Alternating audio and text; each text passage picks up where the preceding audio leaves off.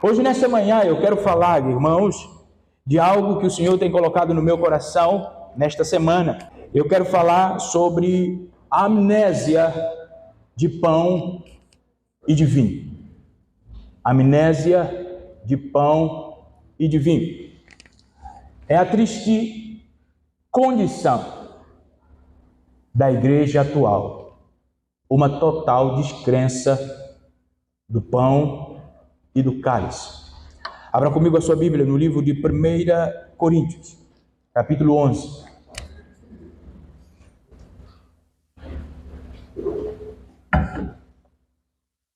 A partir do versículo 28.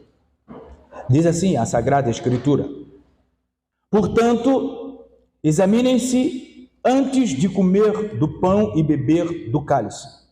Pois, se comem do pão ou bebem do cálice sem discernir ou sem honrar o corpo de Cristo, comem e bebem julgamento contra si mesmo. Por isso, muitos de vocês estão fracos e doentes, e alguns até adormeceram. Se examinássemos a nós mesmos, não seríamos julgados desta maneira. Mas, quando somos julgados pelo Senhor, estamos sendo disciplinados para que não sejamos condenados com o mundo. Deus, obrigado pela Tua palavra.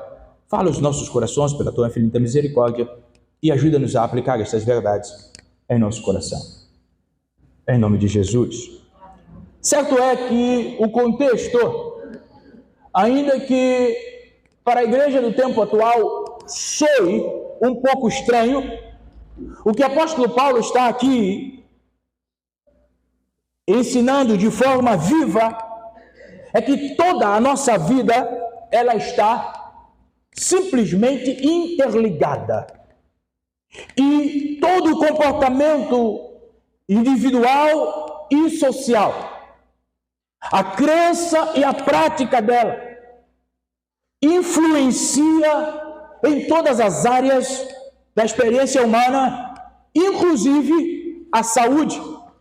Isto que o apóstolo Paulo está aqui dizendo. Dito de outra forma, o que Paulo está querendo nos ensinar é que a nossa perspectiva determina o nosso resultado. É como escreveu Timothy Keller, dizendo que se Jesus ressuscitou dos mortos, então vocês têm que aceitar o que ele disse. Se ele não ressuscitou, então, por que preocupar com aquilo que ele disse? A questão em que tudo depende não é se você gosta dos ensinos ou não, mas é se Jesus ressuscitou. Repara algo bastante sério, é que Jesus ressuscitou. E como Paulo diz em 1 Coríntios 15, 20, de fato Jesus ressuscitou. Nós, enquanto igreja do Senhor, somos desafiados a nos posicionar diuturnamente em atitudes caracterizadas por um meio de autoafirmação. E nesse pressuposto, quando eu falo em autoafirmação, eu falo que nós precisamos afirmar em nosso ordinário, ou seja, a nossa vida praticada, tudo que a Bíblia diz sobre a nossa criação e a nossa redenção. Paulo vai dizer isso à igreja de Romanos, no capítulo 6, no versículo 13 em diante.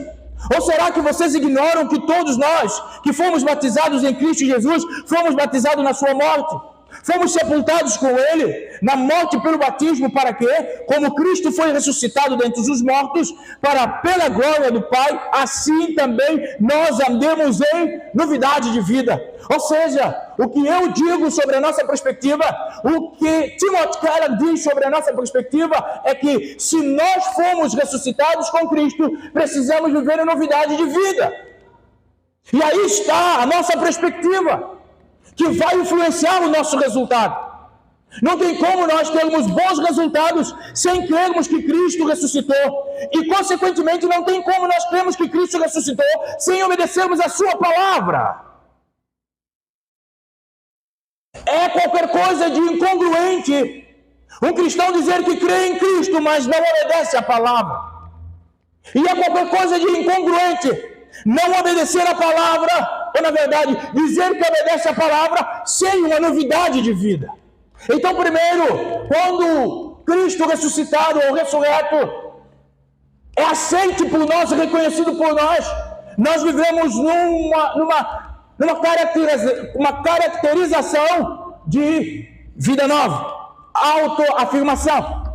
Mas nesse pressuposto também nós temos que nos posicionar com a autonegação. E quando eu falo sobre a autonegação, é nós negarmos, é nós expormos, é nós rejeitarmos toda a expectativa arrogante e equivocada de nós conseguirmos viver sem Cristo e acharmos saudável. Ninguém que vive sem Cristo é saudável, porque Cristo, e somente Ele, é que nos faz saudável. Tudo aquilo que é ligado à queda, nós precisamos rejeitar. Haja visto aquilo que Paulo diz em Colossenses 3:8 em diante. Mas agora abandone todas essas coisas: a ira, a indignação, a maldade, a maledicência, a linguagem indecente no falar. Não mintam uns aos outros, visto que vocês já se despiram do velho homem com as suas práticas e se revestiram do novo, o qual está sendo renovado em conhecimento à imagem do seu Criador. É verdade, quando o reverendo Hernandes Dias Lopes diz que a vida cristã, ela não é desenvolvida no jardim, muito menos no parque de diversão. Certo é que a nossa vida cristã não é vivida à nossa maneira. Não é uma diversão. A vida cristã é nos submetermos, é simplesmente afirmarmos aquilo que a Bíblia diz sobre a nossa vida cristã. O senhorio de Cristo precisa nortear as atitudes e o comportamento daqueles que esperam em Cristo Jesus. O senhorio de Cristo é uma convocação para que nós, enquanto Igreja do Senhor, vivamos debaixo de uma perspectiva. E a perspectiva é coram Deo. Coram Deo é uma expressão no latim, muito usado no século XVI, no início da Reforma Protestante, pelos reformadores. E o conceito por trás dessa expressão, coram Deo, era exatamente dizer que nós estamos diante da presença de Deus como uma constante. A concepção de que eu estou na presença de Deus vai simplesmente me livrar daquilo que eu chamo de um dualismo casual, em que quando eu quero, eu vivo a santificação, e quando não me dá o proveito, eu vivo a minha própria vontade. Coram Deo é saber que tudo aquilo que eu faço em todos os momentos, visto que eu nasci de novo, é a presença de Deus que precisa regular a minha vida prática. Eu preciso dessa perspectiva, porque é somente por essa perspectiva que causará o resultado de uma caminhada com Deus de forma saudável, meu irmão, minha amada irmã. É quando eu percebo que eu estou constantemente na presença de Deus, é que vai simplesmente nutrir em mim uma fé autêntica, refletida naquilo que eu falo e naquilo que eu faço. Quando eu sei que Cristo está realmente de olho em mim em todo o tempo. Sabe, meu irmão, para eu entender isso, é que não existe nem muito, nem menos sagrado em minha vida. Nem mais, nem menos. Tudo é sagrado, porque tudo precisa colaborar para a glória de Deus, conforme diz Paulo na primeira carta dele a Coríntios, capítulo 10, versículo 31. Quando eu percebo e vivo a perspectiva coram Deo, eu percebo simplesmente que só há um estilo de vida para que eu viva. E esse estilo de vida é fundamentado e sustentado fora e dentro da minha comunidade de fé. Porque não há dicotomia do que isto é sagrado e aquilo é profano na vida do cristão. Tudo na vida do cristão, tudo na vida do cristão é sagrado. Porque tudo na vida do cristão precisa glorificar a Deus. Por isso, quando nós estamos diante da ceia do Senhor, nós estamos celebrando a presença do próprio Senhor. Sabe que nós quando celebramos a ceia do Senhor, o corandeu precisa estar muito ativo em nossa mente, do que o Senhor está presente. A ceia do Senhor, nós não estamos celebrando o passado, e Ele não está exatamente no passado, muito menos é celebrar o futuro, como se Ele estivesse nos esperando no futuro. Não! Quando nós estamos celebrando a ceia do Senhor, nós estamos celebrando a presença de Deus mediante o seu memorial. Isso nos leva a ter uma vida cristã madura, saudável. Porque se nós tratarmos de forma inconveniente este momento de ceia, nós não estamos tratando o momento inconveniente, nós estamos tratando o Senhor inconvenientemente. Meu irmão, minha amada irmã, e quando eu trato o Senhor inconveniente, não discernindo o corpo do Senhor, como Paulo diz aqui no versículo 29 do capítulo 11, nós podemos simplesmente estar desobedecendo, ainda que debaixo desse mesmo teto. A ceia do Senhor, ela é carregada de significado, porque é uma ordenança. Jesus está nos lembrando simplesmente de que o perdão e a comunhão devem estar no centro da vida da igreja do Senhor. Porque quando ele diz, o meu corpo é entregue por vocês, é a mesma coisa que ele estava dizendo para eles: olha só, por causa do vosso pecado, eu vou estar sendo entregue, mas eu já os perdoei, por isso vocês vão celebrar o meu corpo, e esse meu corpo, que será dilacerado por causa de vocês, ele é uno, por isso vocês precisam celebrar também a unidade. Por isso, quando nós estamos diante de ceia do Senhor, é o perdão e a unidade que nós estamos celebrando, é a presença do eterno Senhor que nós estamos celebrando. A ceia nos remete a um compromisso de fidelidade para com aquele que se doou por nós, mas também a favor do seu corpo. Nós estamos dizendo que cremos na graça do Senhor e reconhecemos o sacrifício de Cristo, ao mesmo tempo que nós estamos empenhados em amar aquele Senhor e amar a sua igreja. É isso que esse ato significa. A questão é, então, como nós devemos receber esta comunhão? Eu não falo do ponto de vista de servir, como servir, não. Eu falo simplesmente como o meu coração e a minha mente precisa estar quando estou diante da mesa do Senhor. Como eu preciso estar quando eu sou convidado a participar da mesa do Senhor. Eu quero te dar 4 posturas. Quatro posturas a serem assumidas diante da ceia do Senhor. E essas 4 posturas não devem jamais sair da nossa mente. Nós não devemos esquecer. A bem da verdade, nós precisamos lembrar de não esquecer dessas 4 posturas. Primeiro, quando nós estivermos diante da ceia do Senhor, olhe para cima.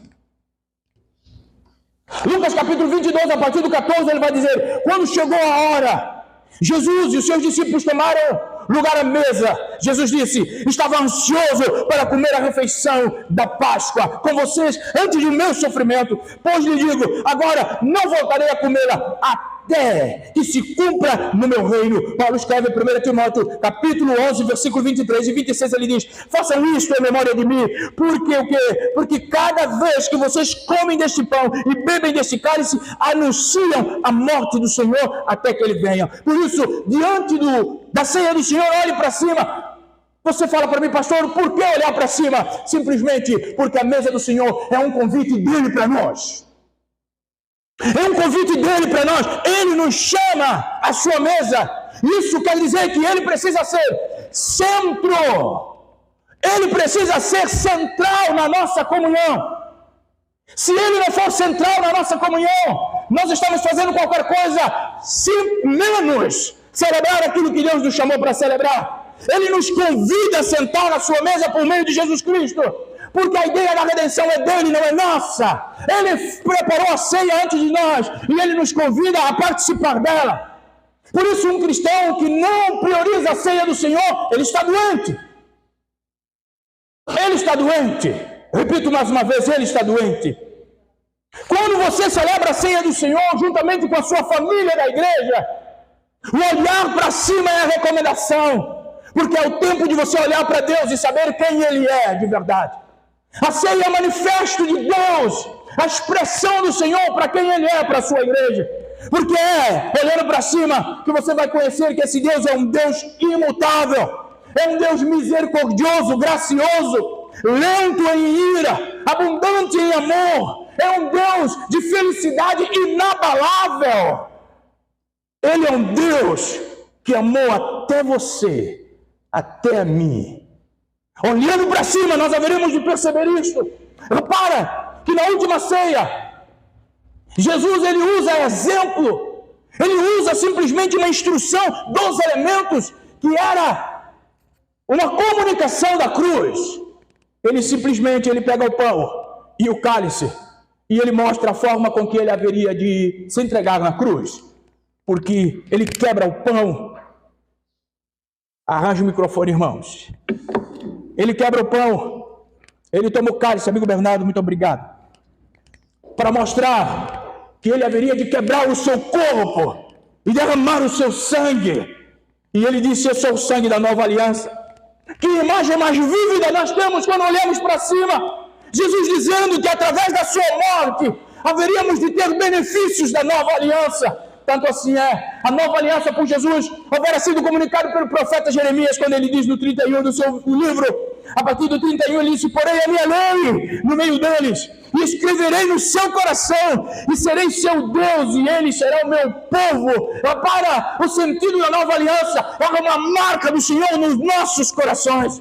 E isso ele faz quando se entrega por nós no madeiro. Deus perdoa o pecador através da nova aliança, porque ele disse: tomai, fazei isso em memória de mim. Esse é o sangue da nova aliança, um novo propósito, uma nova perspectiva para vocês. O sangue do Cordeiro, somente o sangue do Cordeiro salva o pecador, salva você, salva-me a mim. O sangue do Cordeiro, a taça que nós bebemos, aponta para a cruz. Por isso nós precisamos olhar para cima quando estamos diante da ceia do Senhor. Olhe para cima, irmãos. Por quê? Porque a segunda postura, quando você estiver diante de Deus ou diante da ceia do Senhor, olhe para dentro. Primeiro olha para cima, segundo olha para dentro. Paulo escreve, 1 Coríntios 11, 17 em diante: nas instruções a seguir, porém, não posso elogiá-los, pois vocês se reúnem para fazer mais mal do que bem. Primeiro, ouço que há divisões quando vocês se reúnem como igreja, e até certo ponto, eu creio. Suponho que seja necessário haver divisões entre vocês. Para quê? Para que vocês se reconheçam aqueles que são aprovados. E Paulo, entretanto, conclui dizendo: quem come do pão e bebe do cálice indignamente é culpado de pecar contra o corpo e sangue do Senhor. Por isso, ou portanto, examine-se antes de comer o pão e o cálice. Meu irmão, minha amada irmã, a primeira postura, quando nós olhamos para dentro ou para cima, e nós conseguimos ver Jesus. A segunda postura é nós olharmos para dentro. Porque quando nós olhamos Jesus, nós temos uma melhor visão de quem nós somos. Nós só haveremos de nos conhecer ou ter uma melhor visão de quem nós somos quando nós primeiro olhamos para Jesus. E a ceia nos oferece esta oportunidade de olhar para quem nós somos. E a orientação do apóstolo Paulo é que examine-se. Não se acostuma com isso. Porque o seu acostumar pode gerar em você uma amnésia relativamente ao sentido deste ato. Mas examine-se como uma constante em sua vida. Examinar, irmãos, é considerar a sua vida todos os dias. É ver se há pecados que precisam ser confessados diante dos homens e diante do Senhor. Haja vista que nós pecamos contra o Senhor e pecamos também contra aqueles que estão à nossa volta. Por isso não fica com esta ideia errada de que basta você pedir perdão para Deus quando você peca contra o outro. Você precisa pedir perdão para o outro também. Sabe por quê, meu irmão? Nós não temos uma vida secreta. E por isso nós conseguimos, no ato da ceia, olhar para dentro. Porque quando nós olhamos para Deus, Ele vai dizer para nós: vocês não têm uma vida secreta. Tudo de vocês está patente aos meus olhos. Tudo de vocês, feito até no mais profundo do abismo, está patente aos meus olhos. Até na escuridão do seu quarto está patente a meus olhos. Consequentemente, eu preciso olhar para dentro de mim e me examinar. Porque quando eu acho que eu estou envolto a uma bolha e sou incontaminável e sou santo só precisando ser canonizado, eu estou ofendendo a Deus, que diz que todos precisam se arrepender. O culpado em relação ao corpo não significa você simplesmente comer primeiro do que o outro, mas é você desonrar o corpo. Portanto, meu irmão, quando você vem para a ceia do Senhor, é o momento de você considerar o seu próprio coração. Quando você está diante da ceia do Senhor, é o momento de você parar e olhar para dentro de você. É tempo de você se acertar com Deus. É tempo de você pedir perdão pelos seus pecados. É o momento de santificar-se.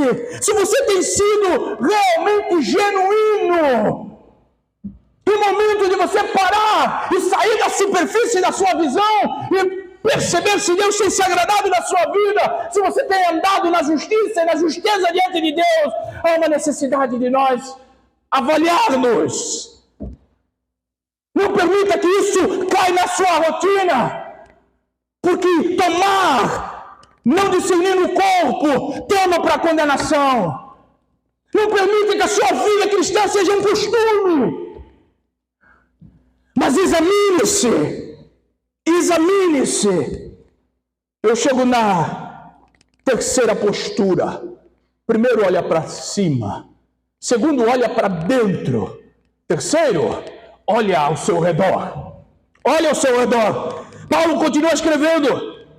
11 de 1 Coríntios 28 e 29, ele diz, portanto, examinem-se antes de comer o pão e beber do cálice, pois se comem do pão e bebem do cálice sem honrar, sem discernir o corpo de Cristo, comem e bebem para sua própria condenação, comem e bebem julgamento contra si mesmo.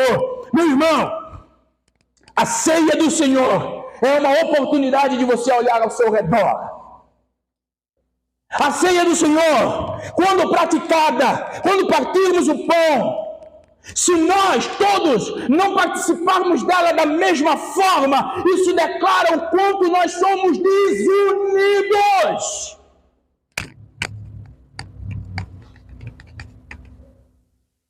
Se não participarmos da ceia do Senhor da mesma forma, meu irmão, minha amada irmã, isto comprova o quanto nós não somos o único corpo. E seremos merecedores de julgamento do Senhor, porque não estamos discernindo o seu corpo. Sabe por quê? Porque o corpo que precisa ser discernido, primeiro, é a presença de Deus, mediante os elementos da ceia, mas o corpo que precisa ser honrado também é o corpo que compartilha o pão, ou seja, o corpo da igreja. A igreja é o corpo de Cristo. Se eu não olho para meu próximo, se eu não olho ao meu redor, se eu não considero meu irmão, se eu não amo a ponto de partilhar o pão na mesma perspectiva, eu estou errado. Eu estou errado, e diz a Bíblia, aqueles que comem sem discernir serão merecedores de julgamento. O que Paulo está combatendo aqui é o egoísmo daquela igreja. Paulo está dizendo para eles, vocês fazem mal uns aos outros. Vocês são egoístas. Até porque o egoísmo é a raiz de todo pecado. É se considerar superior ao outro. E ao fato de se considerar superior ao outro, o outro precisa me considerar a partir da minha perspectiva. Isso é egoísmo. E isso não nos nivela. E isso faz com que nós participemos com essa mentalidade, participemos sem discernir o corpo. Isto é prejudicial. Paulo está lembrando a igreja, examine seu coração e vivem juntos. Quando Paulo diz, ele fala sobre a refeição, ele está dizendo, examine seu coração. Qual a motivação do seu coração e viva junto, porque se você não examinar o seu coração e não viver junto, você não é digno de participar da mesa do Senhor.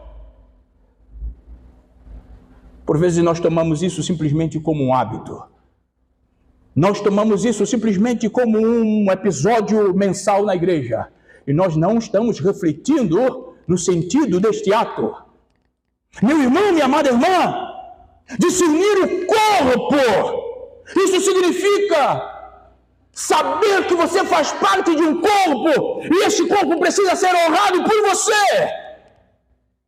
E se eu e você não honrarmos esse corpo, nós estamos simplesmente desvalorizando o sacrifício de Jesus. Nós sabemos que a igreja local é composta de pessoas imperfeitas. Nós sabemos que a igreja local é composta de pessoas diferentes. Ninguém vai concordar com tudo que o outro fala. A propósito, é bom que ninguém concorde mesmo, para nos desafiar a orar mais uns pelos outros.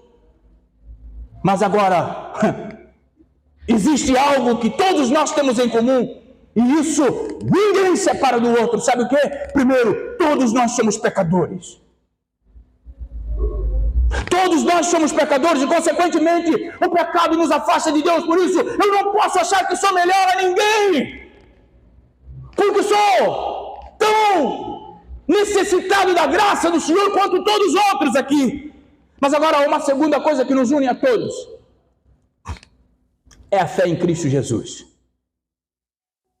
E é isso que precisa estar no nosso meio, alisando a nossa comunhão, a fé em Cristo Jesus. Como diz alguém, aquilo que nos une é maior do que aquilo que nos separa.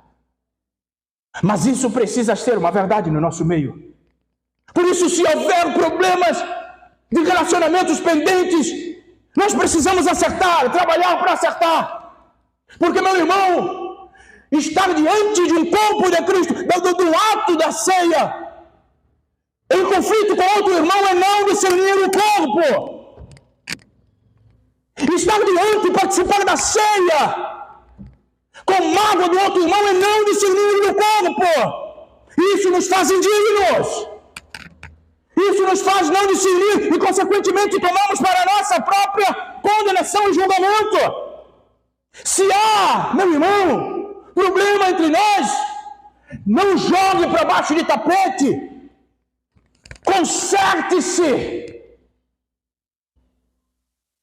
Porque a única forma que nós temos de participar da ceia do Senhor é consertados, é tratados, para que não seja amontoado para a nossa própria condenação. Se há, meu irmão, pecado, precisa ser confessado, precisa ser deixado. Se houver questões de desacordos, precisam fazer o melhor para resolver tudo. Sabe qual é o lembrete da ceia do Senhor para a sua igreja? É que se, eventualmente, dizermos estar bem com Deus e dignos de participar da ceia, consequentemente, precisamos estar bem com todos os irmãos. É isso que a ceia está nos lembrando. Não tem como eu dizer que eu estou bem com Deus, estou apto para participar da ceia, quando eu estou mal com meu irmão. Quando eu não falo com meu irmão. É não discernir o corpo, porque tanto eu quanto ele fazemos parte do corpo. E se eu ofendo, e se eu não trato, eu não estou discernindo o corpo.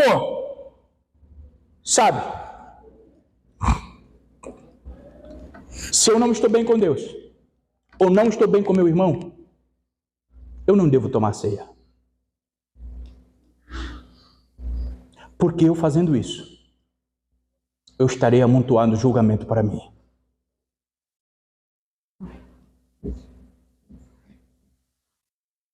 Paulo diz que comer e beber sem discernir o corpo faz-nos cair num julgamento.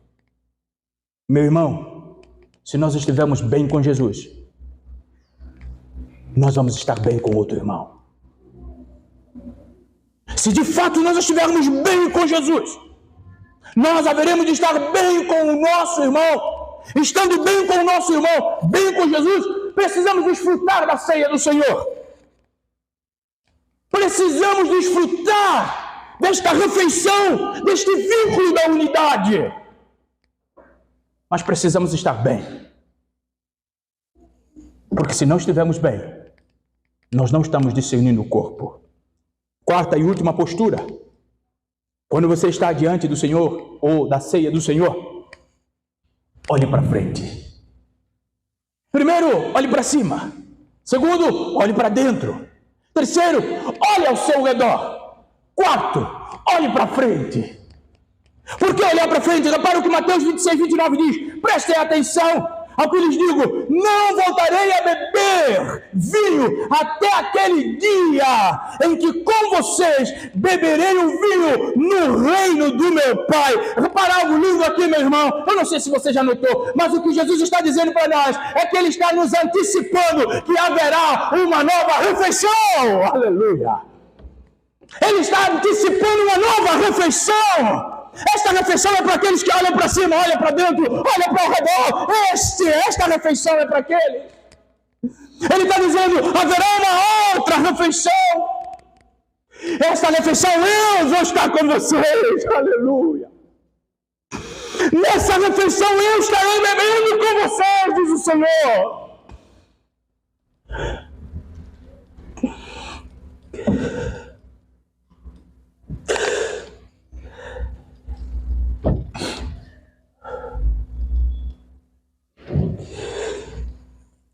Quando nós tomamos a ceia do Senhor,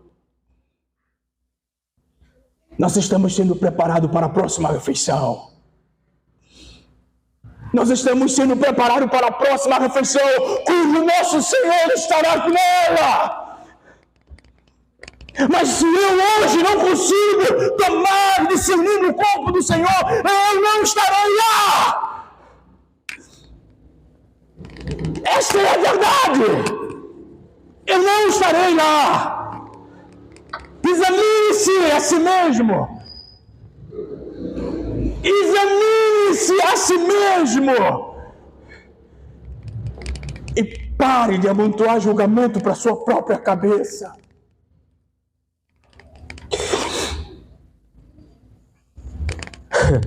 O movimento da vida cristã é para o futuro. E a ceia do Senhor é o futuro nos encontrando no presente. Aleluia. O movimento da vida do cristão é para o futuro. Mas a ceia do Senhor é o futuro nos encontrando no presente e garantindo para nós que o futuro é verdadeiro. Mas se nós não discernirmos no presente, o futuro será um sonho. Somente um sonho que nós não haveremos de realizar. Nós devemos desejar estar nesta grande boda, cujo Senhor estará presente.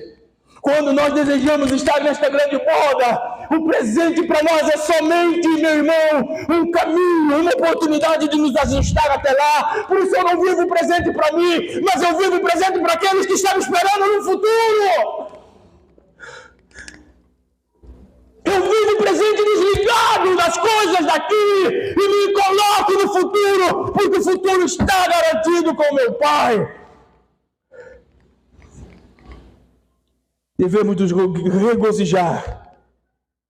Por isso, quando você estiver diante da ceia do Senhor, considere olhar para cima.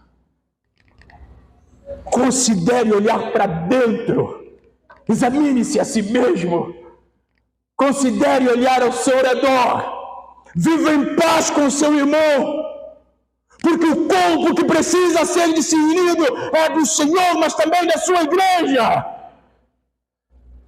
E quando você estiver diante da ceia do Senhor, olhe para frente, porque há uma festa nos esperando. Fazendo tudo isso, seremos lembrados que o perdão e a comunhão, escreva isso no seu coração, o que precisa estar no centro da sua vida enquanto igreja, é perdão e comunhão.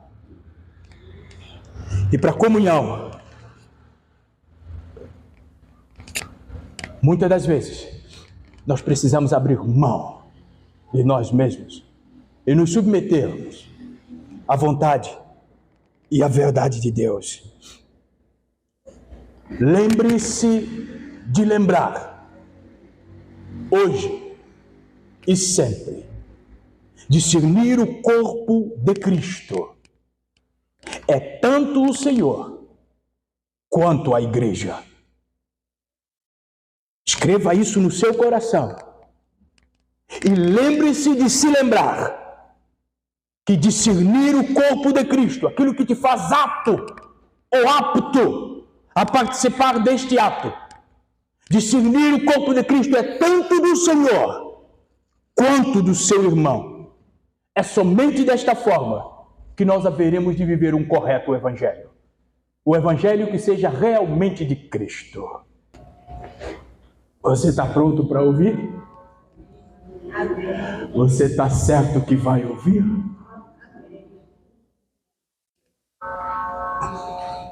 O que nos faz ouvir não é o que nós dizemos, é o que nós fazemos. O que nos garante que haveremos de ouvir não é o que nós falamos, é o que nós somos. Se você não discernir o corpo de Cristo, você não vai ouvir. E discernir o corpo de Cristo é muito mais do que você fazer a sua vontade. É muito mais do que você querer ser o personagem principal, chegando a ser personagem não grato.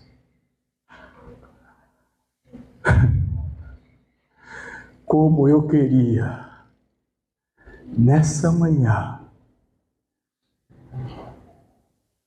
que todos aqui entendessem o que eu falei.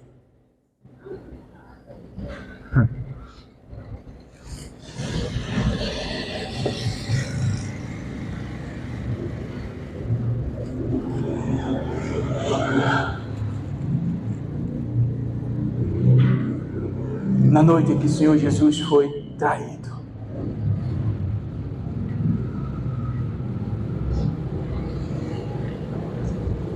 Ele tomou o pão,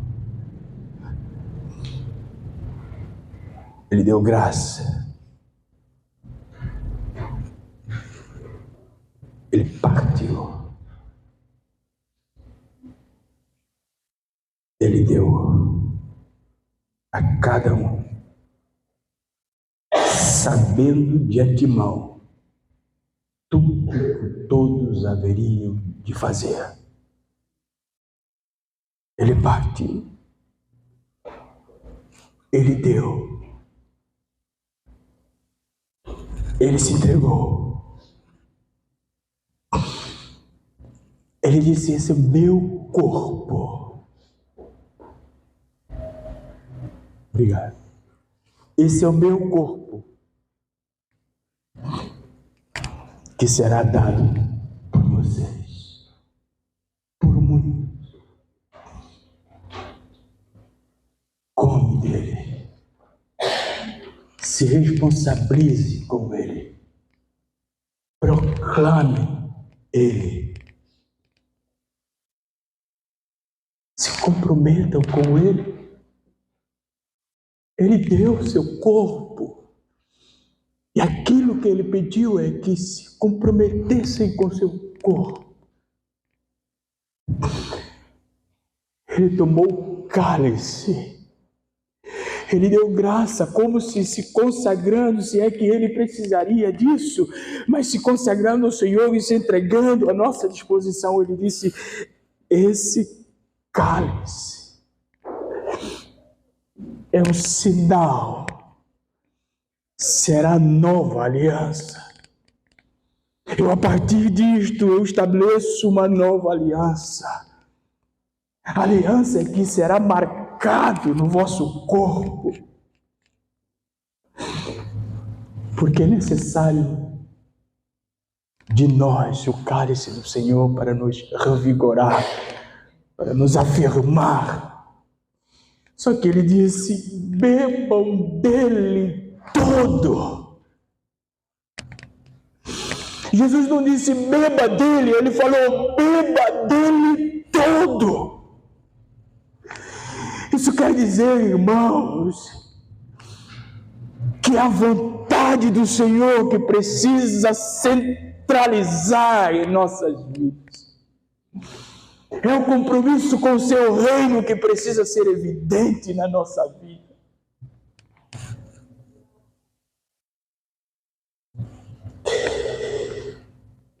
Ele disse: não vou mais beber. Não vou mais. Até o dia em que novamente beber com vocês no reino do meu Pai. Olhe para cima. Olhe para dentro. Olhe ao redor. Olhe para frente. É isto que simboliza a ceia do Senhor. Se você não entender, é melhor não participar. O restante de domingo em paz, refletindo na palavra do Eterno Senhor, discernindo o corpo de Cristo. Algo que eu quero que você não esqueça é que discernir o corpo de Cristo é tanto o Senhor quanto a sua igreja. Talvez você nunca tenha pensado nessa perspectiva, mas eu quero te provocar a este pensamento, porque é bíblico. Fiquemos de pé, vamos orar e vamos para casa.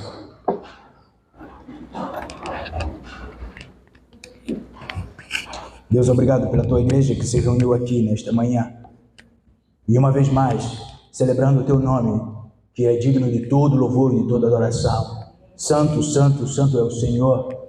Deus, a nossa oração é que o Senhor continue sendo exaltado em nossas vidas, aonde quer que nós colocarmos a planta dos nossos pés, as pessoas possam realmente louvar o teu nome. Deus, tira de nós todo o egoísmo, toda a prepotência, todo o orgulho de achar que podemos viver sem o Senhor. E gera em nós um espírito de submissão, submissão à tua palavra, submissão à tua igreja, submissão aos teus líderes, submissão, Senhor Jesus, ao teu reino. Deus, e esta cidade, ela acha, Senhor, a cada um de nós aqui, Senhor, um instrumento do Senhor em todo o tempo. Rogamos em favor daqueles que não puderam estar aqui nesta manhã, por enfermidade, ou talvez por desleixos, por outras prioridades. Eu clamo ao Senhor misericórdia em favor de cada um, enquanto ainda há tempo. Desperta o teu povo. Deus, se conosco no restante desta tarde, continue falando aos nossos corações. Eu te agradeço em nome de Jesus. Que o amor de Deus o Pai, a graça, a bendita, a maravilhosa graça de Jesus Cristo, seu Filho, a comunhão e consolação do Espírito Santo de Deus esteja em nós e conosco e com toda a igreja do Senhor reunida na face da terra, em nome de Jesus. Amém.